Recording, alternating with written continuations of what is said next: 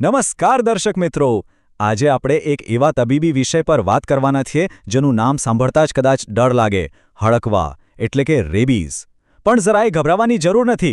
Indian academy of પીડિયાટ્રિક્સની માર્ગદર્શિકા પ્રમાણે આ કટોકટીને સંપૂર્ણપણે કંટ્રોલ કરી શકાય છે. તો ચાલો સીધા જ આ માહિતી સત્રમાં ઝંપલાવીએ અને સમજીએ કે અકસ્માત વખતે બરાબર શું કરવું જોઈએ. આપણી આજની આ ચર્ચાની રૂપરેખા કંઈક આવી છે: હડકવાનો ખતરો, જોખમનું મૂલ્યાંકન, મહત્વપૂર્ણ પ્રાથમિક સારવાર, તાત્કાલિક રક્ષણ, કાયમી રક્ષણ અને અંતે કેટલાક અગત્યના મુખ્ય મુદ્દાઓ. તો શરૂઆત કરીએ પહેલા વિભાગથી: હડકવાનો ખતરો. ભારતમાં હડકવાના 97% વધુ કેસ કૂતરા કરડવાથી થાય છે. આ એક એવી વાસ્તવિકતા છે જેનો સામનો ગમે ત્યારે અણધારી રીતે કરવો પડી શકે છે. હવે આ આંકડો જુઓ: 100%. હડકવા વિશે એક બહુ કઠોર સત્ય એ છે કે એકવાર લક્ષણો દેખાયા પછી આ રોગ જીવલેણ છે, મતલબ કે મૃત્યુદર 100% છે.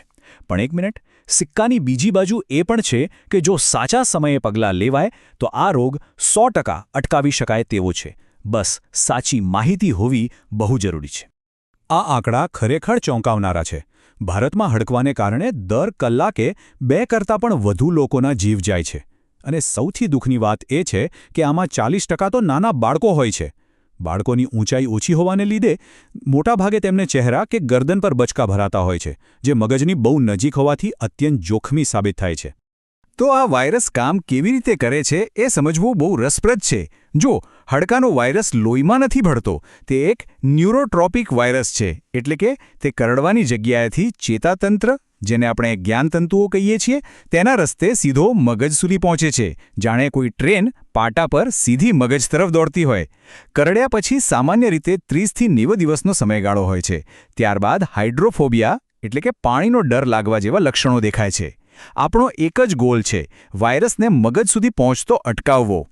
આગળ વધીએ બીજા તબક્કા તરફ: જોખમના સ્તરનું મૂલ્યાંકન.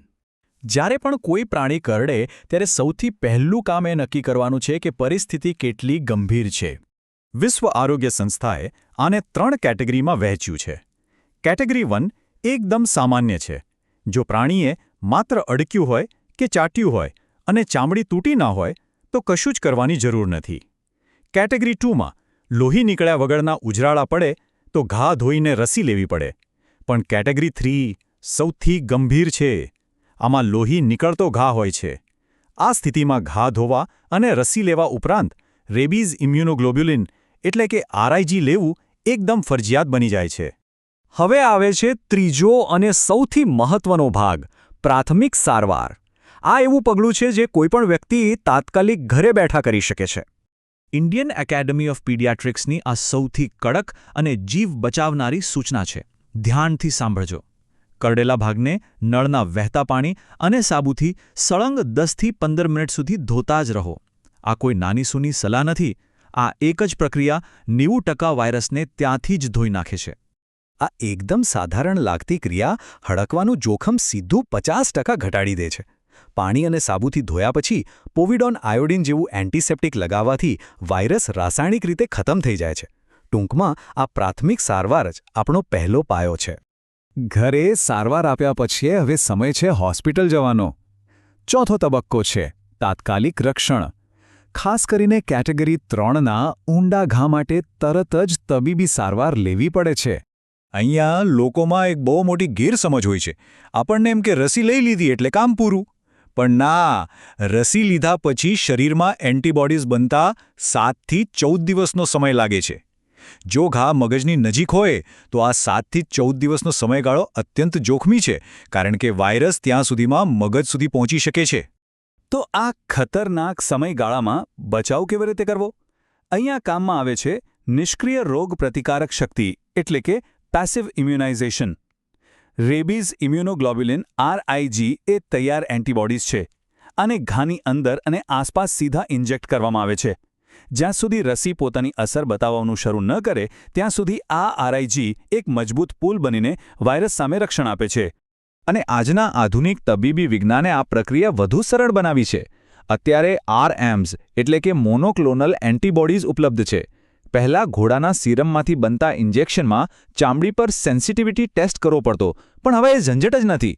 આ તૈયાર એન્ટીબોડીઝ સીધા ઘાની કિનારીઓ પર દાખલ કરી દેવાય છે, જે વાયરસને ત્યાં જ જકડીને ખતમ કરી નાખે છે. તાત્કાલિક રક્ષણ મળી ગયું.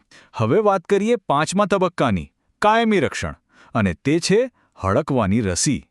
આ રસી શરીરને ભવિષ્ય માટે પોતાના એન્ટીબોડીઝ બનાવવા તૈયાર કરે છે. ભારતમાં ઇન્ટ્રાડર્મલ એટલે કે ચામડીના ઉપલા પડમાં રસી આપવાની પદ્ધતિ મંજૂર થયેલી છે. આ શેડ્યુલ બહુ જ સરળ છે.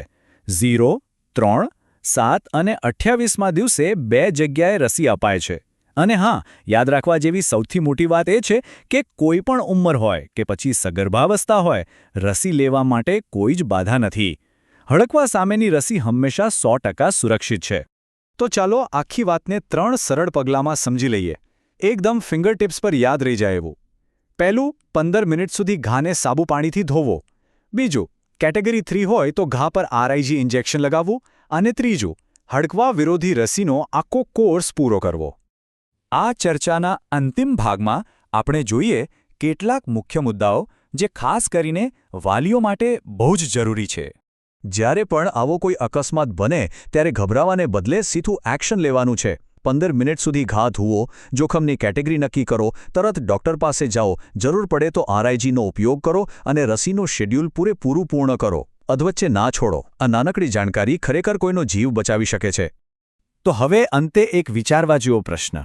જ્યારે આપણી પાસે આટલી સચોટ અને 100% સરકારક નિવારણ પદ્ધતિઓ છે જ, તો શું આપણે બધા સાથે મળીને 2030 સુધીમાં શ્વાન દ્વારા ફેલાતા હડકવાને કાયમ માટે જાકારો ના આપી શકીએ? સાચી માહિતી જ સૌથી મોટું હથિયાર છે. આ માહિતી અન્ય લોકો સુધી જરૂર પહોંચાડજો. જાગૃત રહો, સુરક્ષિત રહો.